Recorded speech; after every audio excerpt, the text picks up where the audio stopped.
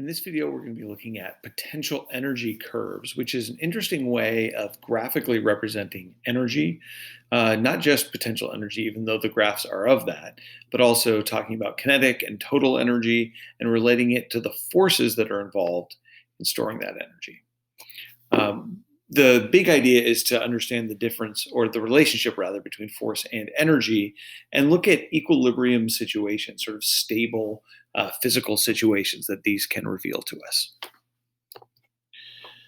For an ideal system, which we've been talking mostly about, we can create what we call a potential energy curve with respect to a single dimension in space, right? One-dimensional system. So this potential energy as a function of position should be able to tell us something. But without diving a little bit deeper, it's not entirely obvious what it is. But they can tell us all sorts of information.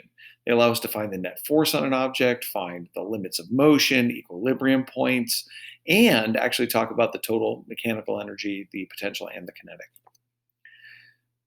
We're going to pick one simple scenario to start with, and that's a mass on a spring. We know how the potential energy relates to displacement. It's a very predictable relationship, and we know about the force that is involved, and we've already done that. So if we were to take the potential energy, U spring equals 1/2 kx squared, which we already know, and graph that as a position, as a function of position, and use a spring constant and a maximum stretch distance, we could get something, where we say, oh, right, at zero stretch, we have 0 joules.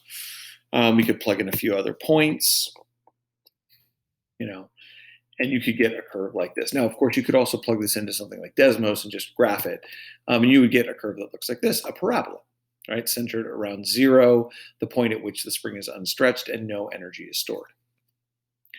Now, if we were to think about the total mechanical energy in a particular scenario, that really depends on how much you stretch it, right? This is the curve of how much potential energy could be stored if you were to stretch it, say, 2 meters in either direction. But what if you didn't? What if you only stretched it 1 meter? What if you stretched it 4? Right? Obviously, the graph of this potential energy, it goes on forever. But the total mechanical energy in this case, if you stretch it to a maximum of 2 meters, is going to be your maximum potential energy. And in this case, that's 200 joules. So we can draw a horizontal line indicating where the maximum potential energy exists. Well, once we know the total or maximum potential energy, which is equal to the total mechanical energy, then the gap between the kinetic energy or the potential and the total is that kinetic, right? Because kinetic plus potential by definition is our total mechanical energy. So if we find that gap, that is how much kinetic energy we have. And we could use that to generate another graph or just to get ourselves about a value. But it's basically the difference between the potential and the total gives us the kinetic. And again, this is for an ideal situation, ideal system where there is only kinetic and potential energies.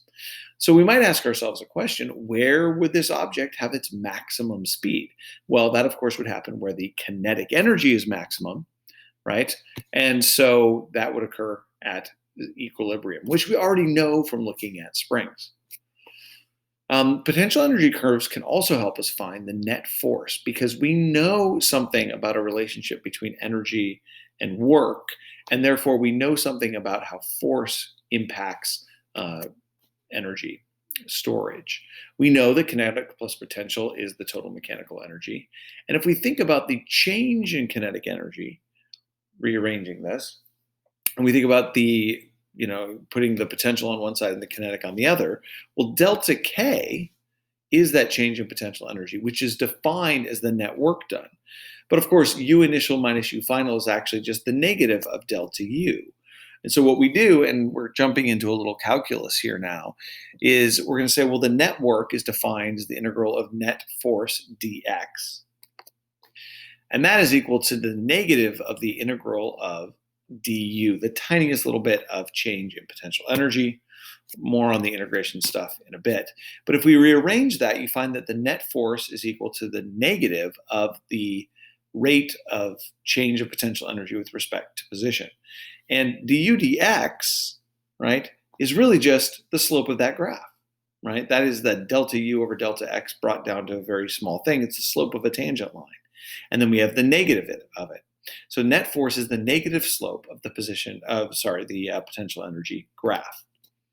Now, does that make sense, right? We want to use something we know. If there is a big positive slope, like over on the right-hand side of our graph, that would correspond to a big negative force. Well, does that make sense? Where there is a big displacement in the positive direction, the spring force is going to be pushing in the negative direction. If there is a big negative slope, you'll get a big force in the positive direction. Both of those fit with what we know about how springs behave, right? So we have the force is equal to the negative of du dx. We can actually do this mathematically, right? If we take the derivative of 1/2 kx squared, we get kx, and we have the negative sign. And so that tells us that the spring force is equal to negative kx, because that is the force that is involved in storing energy in a spring. So this is the relationship now fully kind of realized with looking at potential energy curves and the derivative and the definitions of how these forces behave. And then, of course, the applied force is negative of that du dx. So that leads us to another interesting result. I alluded to this earlier, right? We know that once you displace a spring a certain amount, it will oscillate between those points. It can't go further. That's the maximum energy. And so if we think about this in terms of our graph, if the total energy is 200 joules, then certainly 2 meters of stretch in or compression is the most that we can get from our spring. And so we would call those points turning points, -2 meters. That is the maximum displacement. And because those are the 2 points where once the particle gets there, if it's moving, say, to the right or to the left, when it gets to a displacement of 2 meters from the equilibrium, it will have to turn around, right? And this is this idea of a restoring force. And a spring is a good example of that. Whenever you displace a mass spring system, the force always wants to push it back or pull it back to its original equilibrium spot. So the other type of points that we care about, not just turning points, but these are equilibrium points. Well, equilibrium is something that you probably remember from chemistry and really all of science. Sort of equilibrium or systems in equilibrium are systems that kind of are stable. And here we're actually going to define an equilibrium that's unstable. But in our case, what we care about is net force is 0, right? Things are just at rest, right? Or moving at constant velocity. The law of inertia is essentially what we're looking at. And so where does that exist on a graph like this? Where do we see this? Well, if the net force is 0, then that corresponds to the negative derivative of the potential energy with respect to x as being 0. And that is defined as the negative slope of the graph. So where is there a slope that is 0? Wherever there is, that is an equilibrium point. And so at 0 for us in this case is where that is, because the tangent line is horizontal at 0 meters of displacement. Now, there's multiple types of equilibrium, and you can do this yourself. I can't do this as a demo in person, but if you were to take a marble and put it at the bottom of a bowl, it could be displaced and roll around, but eventually it would settle down right to the bottom. Then there's unstable equilibrium. If you could take one ball and set it on top of the other ball, if you place it perfectly there and don't bump it, will it stay? But of course, that is a place of equilibrium. And then there's a neutral form of equilibrium. You'd place a ball on a perfectly level table, it'll just sit there. Now you could get it to move pretty easily and it's just going to stay at that height. It's not going to come back to that point. But that is the 3 types of equilibrium. So which type of equilibrium do we have here? At the bottom of this potential well, this is stable. Well, why is it stable? Because every time you displace it, even a little bit, it always gets pushed back toward that spot. That's how restoring forces behave.